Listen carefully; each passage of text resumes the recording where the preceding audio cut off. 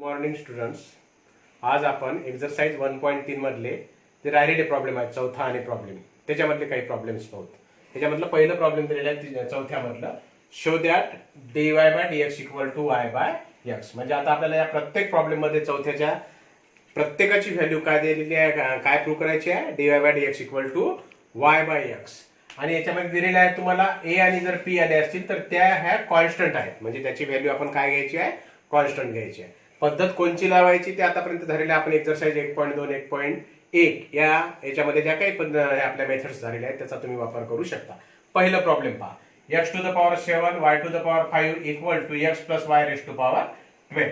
आता आपल्याला माहिती आहे अशा पद्धतीची जर पॉवर असेल, पॉवर म्हणजे याला एक्सपोनेन्शियल फॉर्म म्हणतो, तर आपण इथं लॉगॅरिथमिक मेथड लावतो. मग आपण इथं लॉगॅरिथमिक मेथडचा वापर करायला taking log on both side, दोन्ही बाजूचा लॉग घेतला आपण. आता लॉग घेताना आपल्याला माहित आहे नियम तोच आहे, log a raise to power b असेल तर आपण काय करतो, b लॉग a.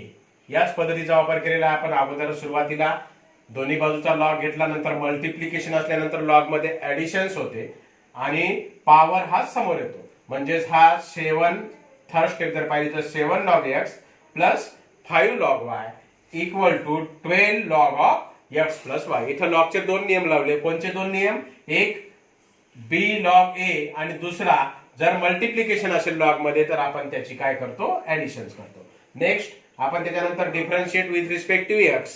मग आपण डिफरन्शिएट घेतला तर लॉग x चा डेरिव्हेटिव्ह किती, 1 बाय x. लॉग y चा derivative 1 by y into dy by dx. Log x plus y चा derivative 1 upon x plus y into ddx of x plus y. मग आपण त्याला व्यवस्थित लिहिलं तर आपल्याला कोणता फॉर्म मिळतो, 7 by x plus 5 by y into dy by dx equal to 12 upon x plus y into ddx of x plus y. x चा डेरिव्हेटिव्ह किती 1 आणि y चा डेरिव्हेटिव्ह किती dy बाय dx. नंतर आपण काय केलं, हा ब्रॅकेट असल्यामुळे या ब्रॅकेटला सॉल्व्ह केला, म्हणजे 12 अपॉन x प्लस y ना आपण त्याला मल्टिप्लाय केलं. म्हणजे काय मिळालं तुम्हाला, 12 upon x plus y plus 12 upon x plus y into dy by dx. इकडं 7 by x plus 5 by y into dy by dx. आता आपण काय करतो, next step dy by dx असणाऱ्या टर्म डाव्या बाजूला घेतो आणि dy बाय dx नसणाऱ्या टर्म उजव्या बाजूला घेतो. तेच केलं आपण. ते करत असताना आपले जे जनरल 8 9 10 चे जे नियम आहेत ते डाव्या बाजूचं पद उजव्या बाजूला आणत असताना आपण नेहमी काय करतो, चिन्ह बदलतो. प्लस असेल तर मायनस होते, मायनस असेल तर प्लस होते. म्हणजेच काय मिळालं तुम्हाला, 5 by y dy by dx minus 12 by y x plus y into dy by dx equal to 12 upon x plus y minus 7 by x. मग आपण dy बाय dx कॉमन काढला, त्याच्यामध्ये काय मिळालं आपल्याला ब्रॅकेटमध्ये 5 by y minus 12 upon x plus y dy by dx equal to, इथं आपण क्रॉस मल्टिप्लिकेशन केलं. इथे आपल्याला क्रॉस मल्टिप्लिकेशनच करायचं आहे, पण आपण इथं अगोदरच्या स्टेपला केलं. म्हणजे 12 into x 12x minus 7 into x plus y upon x plus y into x. इथं इथेच केलं 5 इंटू x प्लस y म्हणजे 5x plus 5y minus 12y upon y into x plus y dy by dx equal to 12x minus 7x minus 7y upon x into x plus y. उजव्या बाजूचा आणि डाव्या बाजूला x plus y असेल तर सरळ सरळ कॅन्सल केला तरी चालते या स्टेपला, किंवा आपण या स्टेपला कॅन्सल केलं तरी चालते. आपल्याला ह्या ज्या पद्धती आहे त्याच्यानंतर सॉल्व्ह करायचे सर्व आपला 8 9 10 चा बेस शिकाय की मॅथमॅटिक्स मध्ये ज्या स्टेप सॉल्व्ह केल्या जाते, सिम्प्लिफाय केल्या जाते, त्याचा तुम्हाला तिथे वापर करायचा आहे. 5x plus 5y minus 12y, y मध्ये सबट्रॅक्शन होते म्हणून इथं 5y मायनस 12y किती आलं सबट्रॅक्शन, 7y. इथं 12x आणि 7x मध्ये सबट्रॅक्शन होते, किती आलं 5x मायनस 7y. दोन्हीचाही छेद पाहिला, डिनॉमिनेटर जर पाहिला तर y into x plus y x into x plus y. पण आपल्याला शो दॅट काय करायचं आहे, dy by dx equal to y by x. मग dy बाय dx सोडून राहिलेले जे टर्म आहेत ते आपण उजव्या बाजूला घेतो.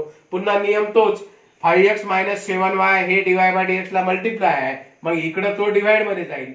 y into x plus y हा dy बाय dx ला डिवाइड आहे, उजव्या बाजूला गेला तर तो काय होईल, मल्टिप्लाय होईल, म्हणजे ज्याला आपण रेसिप्रोकल म्हणतो. मग तेच झालं, इथे x plus y cancel, 5x minus y 5xy minus cancel, dy by dx equal to काय आलं, y बाय x. आणि हेच आपल्याला शो करायचं. नेक्स्ट प्रॉब्लेम फोर्थ मधला सेकंड आहे ते problem, sec of x to the power 5 plus y to the power 5 upon x to the power 5 minus y to the power 5 equal to a square, where a is a constant. मग आपण काय केलं, सेक हा उजव्या बाजूला घेतला, मग इकडे सेक असेल उजव्या बाजूला घेतला तर a square by sec means sec inverse म्हणू आपण त्याला. म्हणजे sec inverse of A square. पण उजव्या बाजूच्या दोन्ही टर्म पहिल्या ए तर पहिलेच कॉन्स्टंट दिलेला आहे आपल्याला प्रॉब्लेम मध्ये, आणि सेक इनव्हर्स ए स्क्वेअर म्हणजे तो कॉन्स्टंट झाला, त्याला आपण पी न डिनोट केलं. It is equal to p, it is also constant, कारण पी सुद्धा कॉन्स्टंट दिलेला आहे. मग आपण काय घेतलं, x to the power 5 plus y to the power 5 equal to p into cross multiplication केल्यावर x to the power 5 minus y to the power 5. मग पी ने याला मल्टिप्लाय केला आपण. मल्टिप्लाय केल्यावर एक्सच्या जे पॉवर आहे ते आपण डाव्या बाजूला घेतले, किंवा वायचे आपण डाव्या बाजूला घेतले आणि एक्सचे उजव्या बाजूला घेतले. मग आपण काय केलं, वायच्या term y to the power 5 इक्वलला minus p y raise to power 5 डाव्या बाजूला आणला तर काय होईल, प्लस होईल. उजव्या बाजूला काय आहे, p x raise to power 5 हा एक्स टू द पॉवर 5 उजव्या बाजूला गेला तर काय होईल, मायनस होईल. मग याच्यामध्ये कॉमन काढला आपण x to the power 5. X to the power 5 common काढला तर काय मिळते आपल्याला, पी मायनस 1. इथं y to the power 5 common काढला तर काय मिळते आपल्याला, 1 plus P.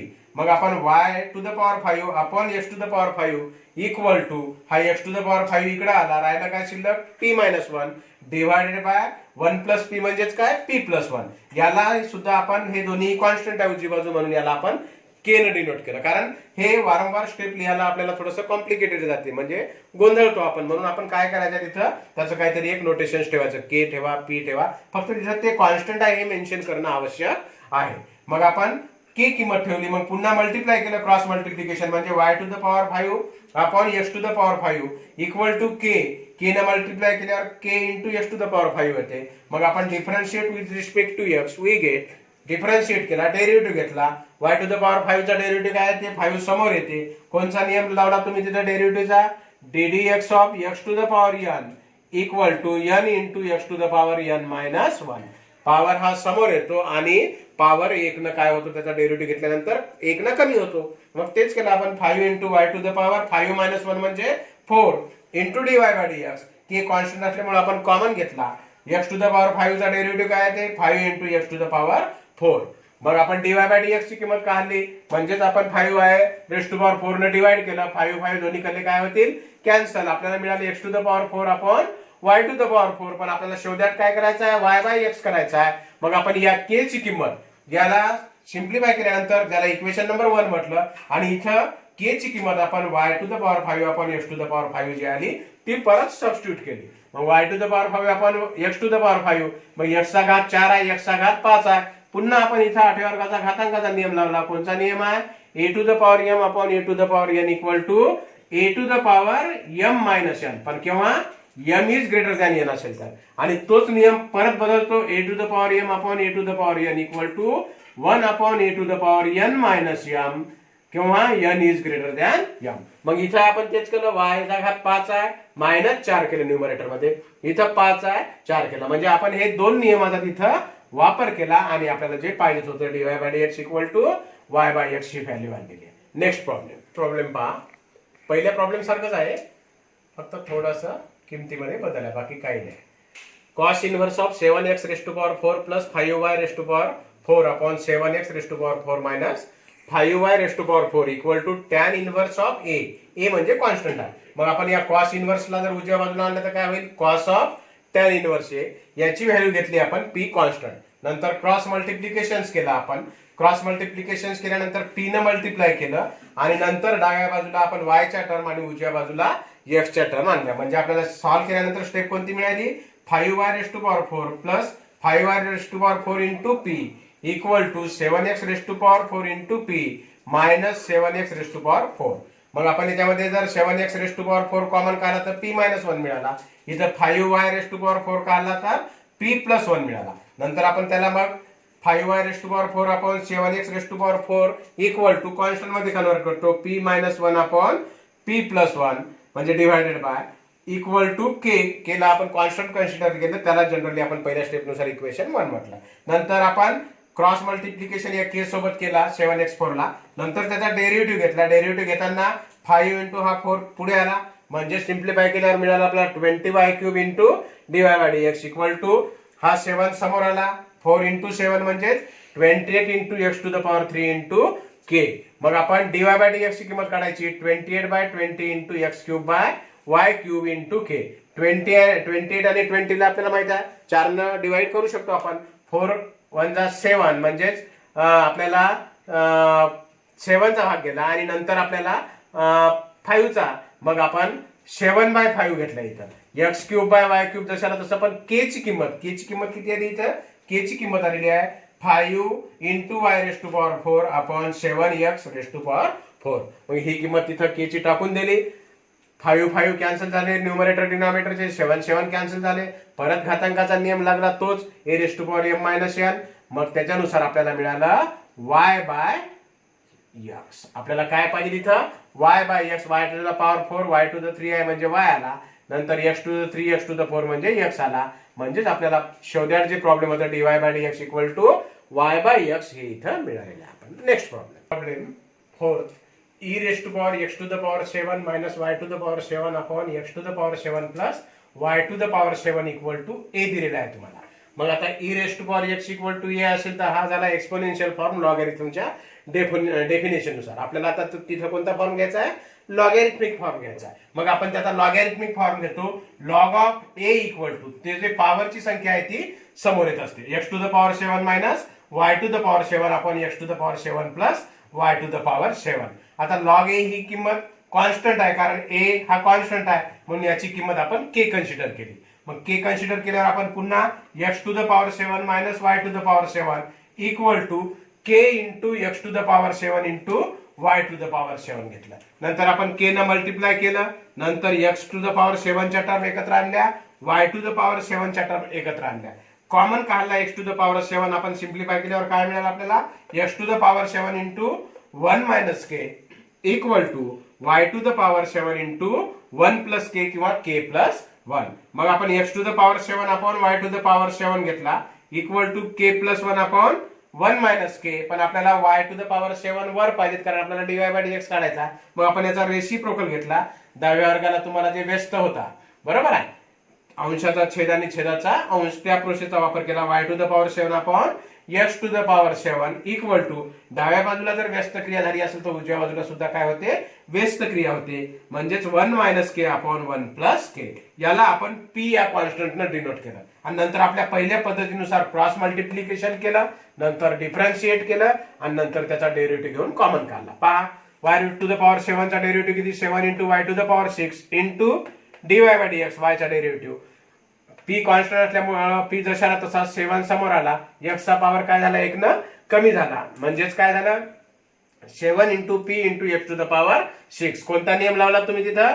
ddx of x⁻n equal to n into x⁻n-1. Derivative हा 1 न कमी होतो. नंतर dy/dx ची किंमत पाहिजे आपल्याला. मग p into x⁻6 upon y⁻6. पण p म्हणजे काय आहे? तर इक्वेशन 1 नुसार p ची व्हॅल्यू काय?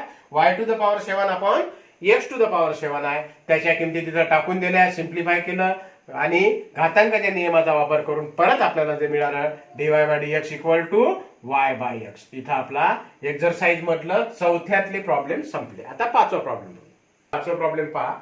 If log of x plus y equal to log of xy plus p दिलेला आहे तुम्हाला, then prove that dy/dx equal to -y²/x², where p is a constant. पहिल्या प्रॉब्लेम मध्ये शोधात करायचं होतं dy/dx इक्वल टू y/x. इथं दिलेला आहे dy/dx इक्वल टू -y²/x². मग आपण काय केलं? सुरुवातीला दिलेला प्रॉब्लेम इफ ची कंडिशन जशाला तशी घ्या. त्याच्यानंतर आपण डिफरन्शिएट केलं. डिफरन्शिएट करताना आपल्याला माहिती आहे लॉगचा डेरिव्हेटिव्ह काय आहे ते 1 अपॉन x प्लस y. पण या log of x plus y चा डेरिव्हेटिव्ह झाला, परंतु x प्लस y चा डेरिव्हेटिव्ह आपल्याला परत घ्यावा लागते. परत लॉग ऑफ xy चा डेरिव्हेटिव्ह आपण ddx of log of xy घेतला 1 upon xy into ddx of xy plus ddx of p. पण p हा कॉन्स्टंट आहे. कॉन्स्टंटचा डेरिव्हेटिव्ह किती असतो? 0 असतो. बघ याची किंमत किती? 0 ठेवली. आता इथे x प्लस y आहे म्हणजे डेरिव्हेटिव्ह मधले ऍडिशन किंवा त्याला आपण अल्जेब्रा ऑफ डेरिव्हेटिव्ह म्हणतो. दोघाचा डेरिव्हेटिव्ह घेतला. x चा डेरिव्हेटिव्ह किती? 1. y चा डेरिव्हेटिव्ह किती? dy/dx. प्लस चिन्ह जशाला तसं. पण इथं 1 अपॉन xy घेतल्यानंतर इथं xy आहे म्हणजे प्रोडक्ट रूल आहे. प्रोडक्ट रूलचा डेरिव्हेटिव्ह काय? ddx ऑफ uv असेल तर आपण काय घेतो? v into u dash plus v into u dash. म्हणजे दुसरं फंक्शन पहिल्याचा डेरिव्हेटिव्ह प्लस पहिलं फंक्शन दुसऱ्याचा डेरिव्हेटिव्ह. मग तेच केलं आपण इथं. फर्स्ट फंक्शन इंटू सेकंडचा derivative dy/dx plus second function y into पहिल्याचा डेरिव्हेटिव्ह x चा डेरिव्हेटिव्ह किती? 1 येईल कारण dx/dx. मग आपण काय केलं? यानं मल्टिप्लाय केलं xy ने. 1 अपॉन एक्स वाय ने याला मल्टिप्लाय केलं तर काय येईल x upon x y dy by dx plus y upon x y dy by dx. Numerator आणि डिनॉमिनेटर मध्ये एक्स एक्स आहे कॅन्सल झाले म्हणजे शिल्लक राहिले 1 बाय वाय. इथं न्यूमरेटर आणि डिनॉमिनेटर मध्ये वाय वाय आहे कॅन्सल झाले शिल्लक राहिलं 1 बाय एक्स. नंतर आपण काय घेतलं डाव्या बाजूला डीवाय बाय डीएक्स च्या टर्म घेतल्या म्हणजे काय मिळालं आपल्याला 1 upon x plus y into dy by dx minus 1 by y into dy by dx equal to 1 by x minus equally dy by dx नसणारी टर्म कोणती आहे 1 अपॉन एक्स प्लस वाय. ती इकडे जर गेली उजव्या बाजूला तर काय होईल मायनस म्हणजे minus 1 upon x plus Y. नंतर आपण याला सॉल्व्ह केलं याच्यामध्ये डीवाय बाय डीएक्स कॉमन काढून तिरपा गुणाकार घेतला ज्याला आपण क्रॉस मल्टिप्लिकेशन करतो. क्रॉस मल्टिप्लिकेशन केल्यावर काय होईल y into 1 y minus x plus y into minus 1 minus x minus Y divided by y into x plus Y. तेच इथं x plus y into 1 minus 1 into x minus x plus x minus x cancel झाले इथं plus y minus Y cancel झाले शिल्लक काय राहिलं minus x upon Y into x plus Y. इकडे शिल्लक राहिलं y upon x into x plus y. आपल्याला डीवाय बाय डीएक्स ची किंमत पाहिजे मग dy by dx equal to y upon x plus y into equally मल्टिप्लायची टर्म डिनॉमिनेटरला जाईल डिनॉमिनेटरची टर्म न्यूमरेटरला येईल पण मायनस चिन्ह सोबत आहे ते मायनस जाईल म्हणजे मग एक्स प्लस वाय न्यूमरेटर मधला डिनॉमिनेटर मधला कॅन्सल झाला.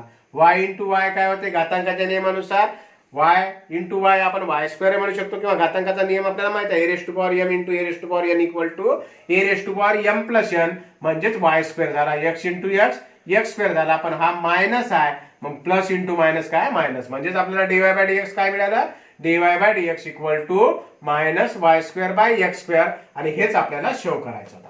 Next problem if log of x to the power 4 plus y to the power 4 upon x to the power 4 minus y to the power 4 base 5 equal to 2 then show that dy by dx equal to 12x cube upon 13y cube. आता दिलेला problem इफची जी condition आहे जशाला तशी लिहिली त्याच्यानंतर आपल्याला माहित आहे लॉगचं conversion आपल्याला कशामध्ये करायचं आहे एक्सपोनेन्शियल फॉर्म मध्ये. तो समजण्यासाठी मी एक साधं उदाहरण दिलं जर 2 चा घन घेतला आपण 2 raise to power 3 equal to काय घेतो आपण 8 घेतो पण याला लॉगॅरिथमिक फॉर्म मध्ये लिहिलं कसं जाते याला म्हणतात एक्सपोनेन्शियल फॉर्म. याचा फॉर्म केला लॉगॅरिथमिक काय लिहितो आपण log 8 बेस 2 इक्वल टू 3 म्हणजेच 2 to the power 3 equal to काय लिहितो आपण 8 2 to the power 3 equal to 8.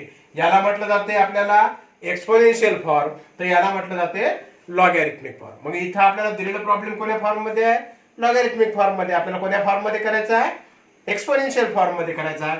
मग डायरेक्ट 5 चा काय होईल घात 2 म्हणजे 5 चा स्क्वेअर. मग direct by using definition of logarithm या कन्सेप्टचा वापर केला आपण x to the power 4 plus y to the power 4 upon x to the power 4 minus y to the power 4 equal to 5 square होईल. 5 स्क्वेअर म्हणजे किती 25. मग 25 ला पुन्हा आपण क्रॉस मल्टिप्लिकेशन केलं x टू द पॉवर 4 आणि minus y to the power 4 ना मग 25 ने परत ब्रॅकेटला मल्टिप्लाय केलं सिम्प्लिफाय केलं. आता डाव्या बाजूला आपण y च्या टर्म आणायलो आणि उजव्या बाजूला कशाच्या आणायलो x च्या म्हणजेच काय मिळाले आपण डाव्या बाजूला y टू द पॉवर 4 हा minus 25 y to the power 4 जर इकडे आला तर 25 आणि 21 झाला 26 म्हणजे 26 y टू द पॉवर 4. इकडे उजव्या बाजूला 25 x चा घात 4 होता आपण इकडला x चा घात 4 तिकडे नेलं तर मायनस होईल म्हणजे 25 मायनस 1 म्हणजे किती आला 24 x टू द पॉवर 4. मग आपल्याला y to the power 4 upon x to the power 4 पाहिजे किंवा y टू द पॉवर 4 आपल्याला डेरिव्हेटिव्ह काढायचा आहे. मग आपण y to the power 4 equal to 24 upon 26 into x to the power 4. 24 आणि 26 ला 2 ने भाग जातो म्हणजेच आपण इथं 12/30 into x to the power 4 घेतला. नंतर डेरिव्हेटिव्ह घेतला विथ रिस्पेक्ट टू x 4 समोर आला 4 into y to the power 3 into dy by dx equal to 12/30 into हा परत 4 पुढे आला into x to the power 3. हे दोन्ही कडे 4 4 आहेत म्हणजे कॅन्सल झाले म्हणजे dy by dx equal to हा y क्यूब तिकडे गेला तर काय येईल 12/13 into x to the power 3 upon y to the power 4. हा 4 4 इथं कॅन्सल झाला आणि हेच आपल्याला शो करायचं होतं म्हणजे dy बाय dx किती आलं 12/13 into x cube upon y cube किंवा 12x cube upon 13y cube. Next problem if sine inverse of x to the power 5 minus y to the power 5 upon x to the power 5 plus y to the power 5 equal to pi by 6. Show that dy by dx equal to x to the power 4 upon 3y raised to power 4. काही नाही. त्याच पद्धतीनं sine inverse डाव्या बाजूला आहे, उजव्या बाजूला असला तर साइन ऑफ π/6 घेतला. π/6 म्हणजे 30. साइन 30 ची किंमत किती आहे 1/2. मग आपण इथं डावी बाजू जशाला तशी ठेवली, इकडे किंमत 1/2 टाकली. नंतर तिरपा गुणाकार घेतला. 2x⁵ minus 2y⁵ equal to 1 into x⁵ plus 1 into y⁵. नंतर आपण हे 2x⁵ आहे, हा x⁵ इकडे आणला म्हणजे मायनस होईल. हा मायनस तिकडे गेला तर प्लस होईल. 2 + 1 किती झाला 3y⁵. इथं x⁵ किती झाला 5 कारण 2 - 1. पण आपल्याला अगोदर डाव्या बाजूला y असला पाहिजे. मग आपण 3y⁵ इक्वल टू x⁵ घेतला. नंतर differentiate with respect to x. Differentiate with respect to x. Derivative घेतला. 3 into 5 into y⁴ झाला dy/dx equal to 5 into x⁴ into ddx of x. ddx of x आपल्याला माहित आहे किती येते 1 येते. म्हणून आपल्याला तिथं ती व्हॅल्यू द्यायची गरज नाही. म्हणजेच आपण 3 into y⁴ into dy/dx equal to x⁴ मिळाला. मग dy/dx equal to x⁴ upon 3y⁴. Next problem is y equal to under root of cos x plus root of cos x plus root of cos x plus dash dash dash and so on infinity. Then we have to prove dy/dx equal to sin x upon 1 minus 2y. आता अशा पद्धतीचं problem पाहिलं की आपण problem पाहिल्याबरोबरच घाबरतो, कारण आपल्याला route 2-4 वेळ दिसलं की आपल्याला वाटते प्रॉब्लेम अतिशय कॉम्प्लिकेटेड आहे. पण जे दिसायला कॉम्प्लिकेटेड वाटते ते मॅथमॅटिक्स मध्ये अतिशय सोपे आहेत. बरं, जर टेक्निकली केलं तुम्ही. पहा काय करतो आपण, इथं दिलेलं y इक्वल टू इक्वेशन जशाला तसं लिहिलं. नंतर काय केलं आपण, दोन्ही बाजूचा स्क्वेअर केला. Squaring both side. Squaring both side. दोन्ही बाजूचा वर्ग केला. दोन्ही बाजूचा वर्ग केला तर काय होईल, y स्क्वेअर y² होईल. आणि या रूट ब्रॅकेट आहे याचा कम्प्लीट स्क्वेअर म्हणजे एक रूट निघून जाईल. म्हणजेच काय होईल cos x प्लस राहिलेले रूट जशाला तसे. आता लिहिताना याच्यामध्ये cos x प्लस इन्फिनिटी आहे. याचा अर्थ काय, cos x plus root cos x plus root cos x plus root cos x किती वेळ इन्फिनिटी. म्हणून आपण इथं cos x म्हणजे हा रूट काढून टाकला, cos x मिळाला प्लस जशाला तशा टर्म मिळाल्या. मग आपण काय केलं, y² equal to cos x plus दिलेलं फंक्शन, पण या टोटल फंक्शनची व्हॅल्यू इक्वेशन 1 नुसार किती आहे y. मग आपण फ्रॉम 1 आपण काय घेतली, या टोटल इथून एवढ्या ब्रॅकेटची किंमत काय घेतली, y घेतली. म्हणजे सिम्प्लिफाय फॉर्म काय आला आपल्याला, y² equal to cos x plus y. इथं दिसायला फार कॉम्प्लिकेटेड वाटत होता, पण सिम्प्लिफाय केलं तर आपल्याला या पद्धतीचा प्रॉब्लेम मिळाला. मग y ला डाव्या बाजूला आणलं, y² मायनस y. त्याचा डेरिव्हेटिव्ह घेतला differentiate with respect to y. 2y चा डेरिव्हेटिव्ह आला आपल्याला, y² चा डेरिव्हेटिव्ह आला 2y into dy/dx. y चा डेरिव्हेटिव्ह dy/dx. cos x चा डेरिव्हेटिव्ह काय आहे मायनस sin x. मग आपण dy/dx कॉमन काढला, आपल्याला मिळाला 2y - 1 into dy/dx. आपल्याला पाहिजे dy/dx equal to sin x upon 1 minus 2y. मग मायनस sin x अपॉन काय मिळेल आपल्याला 2y - 1. मग मायनस चिन्ह नको आहे, मग आपण याच्यातून मायनस चिन्ह कॉमन काढलं तर 2y प्लस आहे तर काय होईल मायनस होईल, -1 आहे तर प्लस होईल. म्हणजेच 1 - 2y हे मायनस या मायनस सोबत गेला तर मायनस मायनस काय झालं प्लस झालं. म्हणजेच आपल्याला मिळालं sin x upon 1 minus 2y. dy/dx equal to काय मिळालं आपल्याला sin x upon 1 minus 2y.